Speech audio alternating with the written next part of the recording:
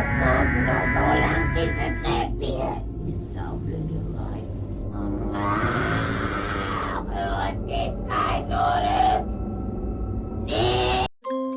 आपने कभी महसूस किया है कि कोई अदृश्य शक्ति आपके आसपास है? क्या आपने सुना है कि दरवाजे के पीछे किसी की होने की आहट आ रही हो जबकि वहां कोई नहीं था? भूत प्रेतों की कहानियां सदियों से हमारे समाज का हिस्सा रही है, लेकिन कुछ कहानियां इतनी डरावनी होती है कि वो हमारी आत्मा तक को हिला देती है। आज हम एक ऐसी सच्ची कहानी को जानने वाले हैं जिसे सुनकर आपकी रूह तक कांप उठेगी। ये कहानी है एनालिस मिचेल की। एनालिस मिचेल का जन्म 21 सितंबर 1952 को जर्मनी में हुआ था। उसकी फैमिली काफी धार्मिक थी। एनालिस बचपन से ही एक शांत और आज्ञाकारी लड़की थी, लेकिन जब एनालिस 16 साल की हुई तो एक रात को जब वो सोई हुई थी, उसे लगा कि उसके सीने पर कोई बैठा हुआ है। वो डर जाती है और अपने पेरेंट्स को इस बारे में बताती है। उसके पेरेंट्स इस बार उसका ये डर मानकर कहीं नहीं जाते हैं। आगे का कुछ दिन अच्छा होता है, लेकिन फिर अचानक एक दिन एनालिस को अजीब सी आवाजें सुनाई देने लगती है। इस बार उसके पेरेंट्स डिसाइड करते हैं कि वो इसे डॉक्टर के पास ले जाएंगे। डॉक्टरों ने बताया कि एनालिस को एपिलेप्सी यानी मिर्गी की बीमारी है।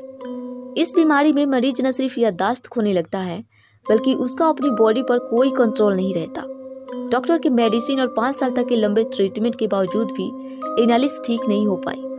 एनालिस की तबीयत दिन पर दिन खराब होती जा रही थी। अब वो अजीबोगरीब हरकतें भी करने लगी।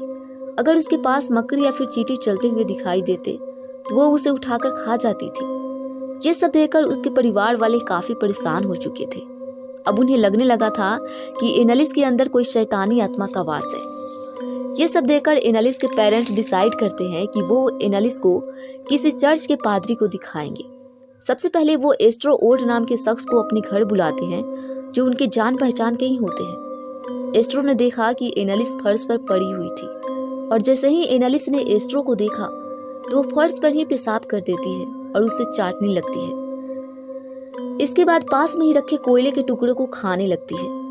एस्ट्रो नोट करते हैं कि एनालिस के चेहरे पर एक अजीब सी मुस्कान थी, जिसे देखकर एस्ट्रो समझ जाते हैं कि एनालिस के अंदर शैतानी आत्मा का वास है। एस्ट्रो ने एनालिस के पेरेंट्स को सलाह देते हैं कि एनालिस को झाड़ फूक से इलाज करवाएं। एनालिस के पेरेंट्स धार्मिक थे, इसलिए एस्ट्रो की बात मान जाते हैं। इसके बाद 2 पादरी पहली बार एनालिस पर तंत्र मंत्र करते हैं।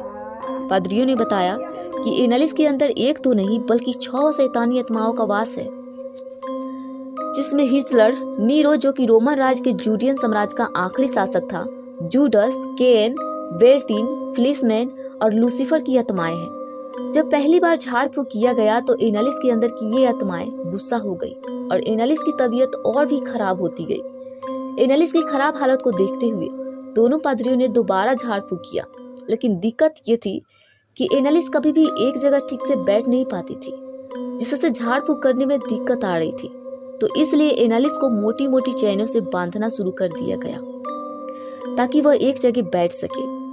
जब एनालिस पर झाड़ फूक कर पूछा गया कि तुम्हारे अंदर किसकी आत्माएं हैं, तब एनालिस ने उन 6 लोगों के नाम भी बताए जिसे आप इस ऑडियो में सुन सकते हैं। इसमें उसकी आवाज भी बेहद डरावनी सुनाई दे रही है।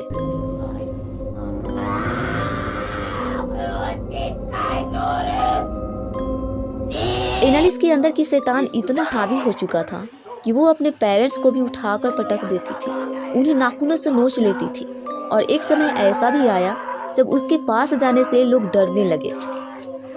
थोड़े समय बाद एनालिस खाना पीना छोड़ देती है और वो कहती है कि उसके अंदर की शैतान उसे खाने नहीं देते। एनालिस का वजन 30 केजी तक का हो चुका था। धीरे धीरे एनालिस कुपोषण का शिकार हो जाती है। उसकी हालत बहुत ही ज्यादा खराब हो जाती है। 30 जून 1976 के दिन पर आखिरी बार 76वीं बार झाड़ फूक किया गया एनालिस पर। इस दौरान एनालिस ने कहा कि वो अब थक चुकी है, उसे इस शरीर से अब छुटकारा पाना है। और अगले दिन यानी 1 जुलाई 1976 की सुबह एनालिस की 23 साल की एज में मौत हो जाती है।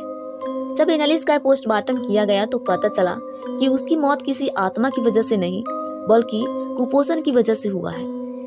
फिर डॉक्टरों ने उन 2 पादरियों और एनालिस के पेरेंट्स को गिरफ्तार कर लेते हैं। डॉक्टरों ने बताया कि एनालिस को मानसिक बीमारी थी। अगर समय रहते उसे मेडिकल ट्रीटमेंट दिया जाता तो वो बच जाती, लेकिन ऐसा नहीं किया गया। क्या आप भी भूत या आत्मा जैसी बातों पर विश्वास करते हैं? कमेंट में अपनी राय जरूर बताएं।